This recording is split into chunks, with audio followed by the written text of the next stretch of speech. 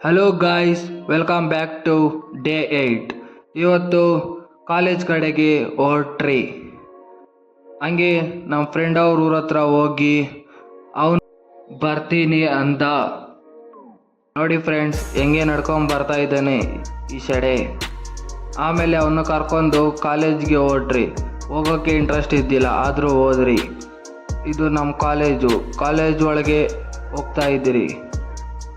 ಹೋಗಿ ತಿರ್ಗಾ ಮಧ್ಯಾಹ್ನ 1 ಗಂಟೆಗೆ ವಾಪಸ್ ಮನೆ ಕಡೆಗೆ ಬರ್ತಾ ಇದ್ದೀರಿ.